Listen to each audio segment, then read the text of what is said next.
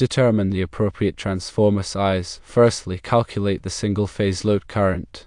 Formula for this is the panel amperage divided by the square root of 3.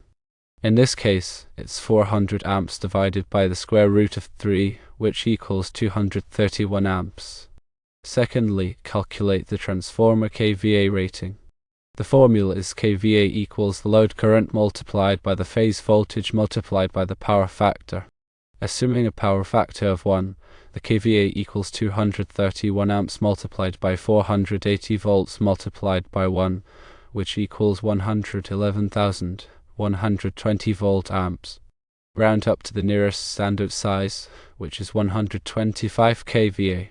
Next, determine the appropriate wire size. Firstly, calculate the voltage drop. The formula for voltage drop is 2.5% multiplied by the phase voltage multiplied by 2 multiplied by the distance divided by the wire size. Using 350 kc mil XHHW wire, the voltage drop equals 0.25 multiplied by 480 volts multiplied by 2 multiplied by 250 feet divided by 350 kc mil, which equals 3.4 volts. Secondly, calculate the total voltage drop.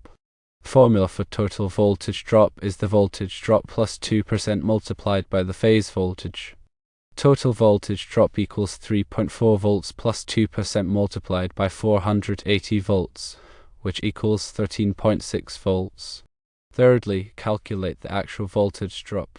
The formula for actual voltage drop is the total voltage drop multiplied by the panel load current divided by the rated ampacity of the wire. Actual voltage drop equals 13.6 volts multiplied by 400 amps divided by 400 amps, which equals 13.6 volts. The actual voltage drop is 13.6 volts, which is within the acceptable range of 2.5%. In conclusion, the transformer size should be 125 kVA.